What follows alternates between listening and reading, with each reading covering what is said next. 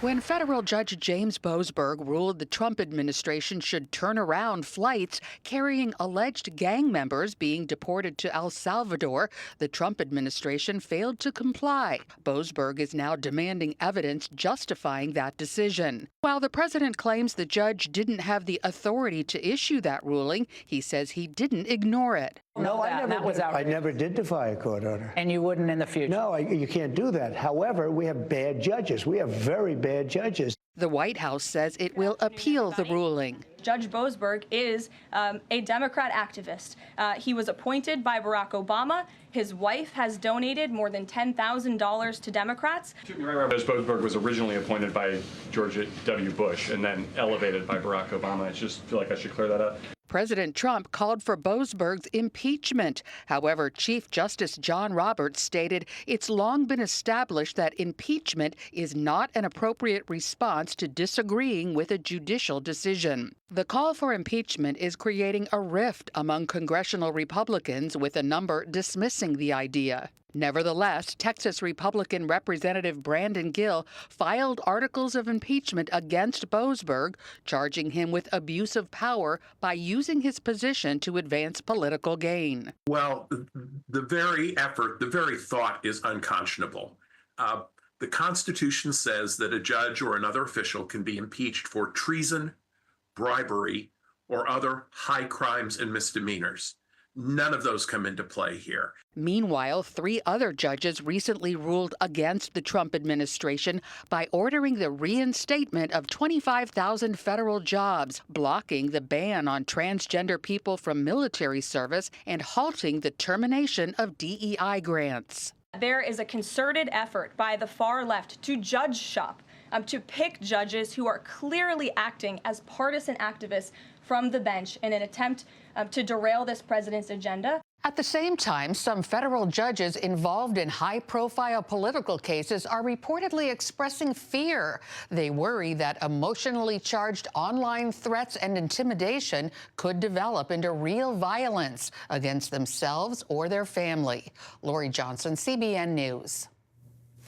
All right, thank you, Lori. Gordon, back to you. Well, as that story is playing out, Terry asked me the question, you know, at the beginning of our nation, did the judiciary have this kind of power? And the answer is no, they didn't.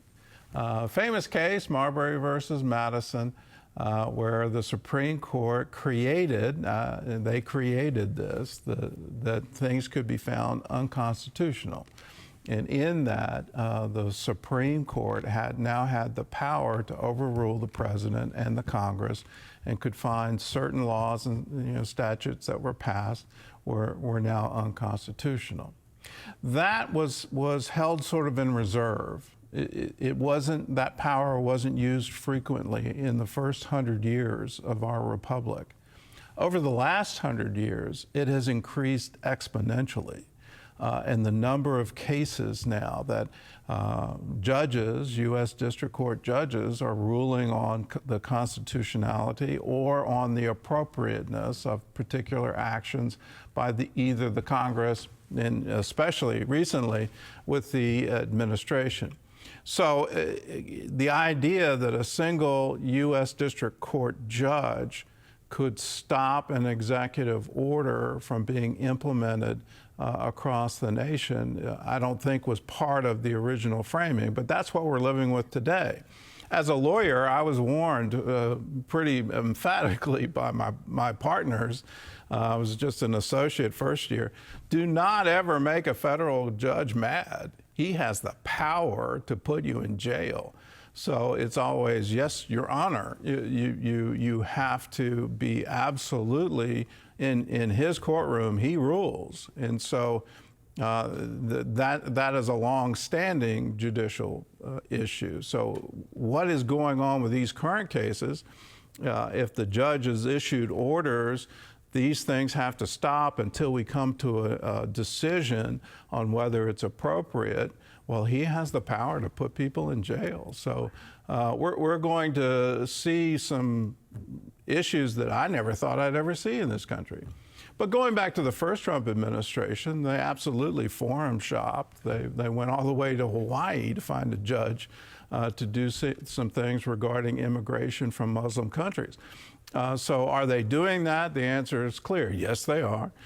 They're not just foreign shopping at the district court. They're trying to make sure it goes through a particular circuit court where they think they're going to have a majority of the judges at the circuit court level.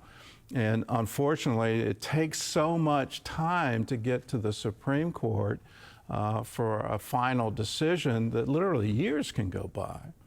I hope the Supreme Court realizes that we're in a crisis here and they expedite these cases so that we can have some kind of definition going forward.